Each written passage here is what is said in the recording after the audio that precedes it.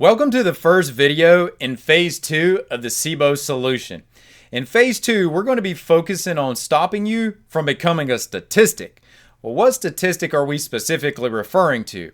Well, that statistic is that 44% of individuals with SIBO that undergo treatment relapse in 9 months. Every other person that undergoes a SIBO treatment almost relapses in 9 months. You know how uncomfortable those symptoms linked to SIBO are. You don't want to be in this camp. So let's make you not part of that statistic. So the focus in phase 2 will be to help you understand the role of the stomach, the pancreas, the gallbladder, and the small intestine have all in preventing recurrence, but also helping you digest food. So let's get started. We're going to begin today by looking at the stomach. Now, within the stomach, there's 2 important secretions. The first one is going to be an enzyme known as pepsin. Pepsin is an important enzyme, helps with protein digestion, but it also has an important, another important secretion in there known as hydrochloric acid. And many people might refer to this as stomach acid, but specifically it goes by the name of hydrochloric acid. The reason hydrochloric acid and pepsin are very akin to each other, and the reason that we have to talk about them together, is that hydrochloric acid, well, that activates the pepsin. It activates that enzyme in your stomach. And in addition to activating that enzyme, it also triggers bile and enzyme release, and you're going to find out how important those are. But it triggers those to be released by another compound called cholecystokinin. Is your head just buzzing and you're going dizzy with all these terms that I'm throwing at you? Well, here's what you need to take away from this, is that when it comes to pepsin and hydrochloric acid, those are the 2 main things that are secreted in your stomach. Everything else we'll get to in other videos, so just hang tight on that. But as far as pepsin and hydrochloric acid, those are not only helping you digest food and start the digestion process, specifically protein digestion, but they're also directly acting as antimicrobials as well. But as it relates to that protein digestion component, think about this for a minute. If you don't effectively digest that protein, you're going to end up with maldigestion, which means that you'll also end up with malnutrition. And those 2 things together equate to slower healing. And additionally, what happens here is that when you're not healing effectively, you're starting to feel that those symptoms are dragging on. You're starting to feel the brain fog of SIBO kick in. You're starting to notice just the general fatigue, the lethargy associated with SIBO. Those are all telling you that you're not getting the nutrition from your food that you otherwise should be. So this malnutrition part, well, that's pretty important. So how do you know if you need hydrochloric acid or pepsin?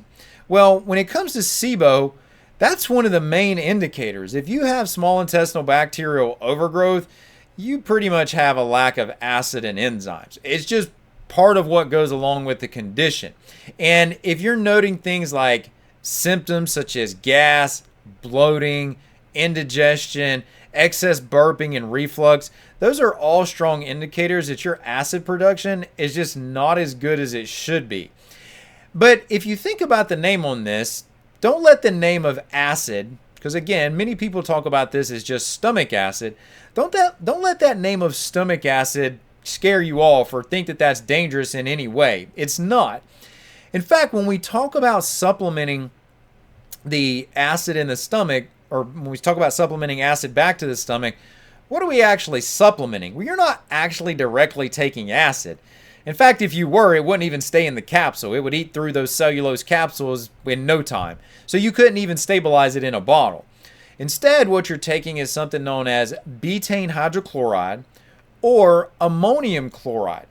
And this is often beneficial to use with B1, chloride, zinc. These are all things that should be a part of your diet. Those are all nutrients that should be coming in as a part of your diet. But equally, there are also nutrients that are very commonly deficient when you're dealing with SIBO.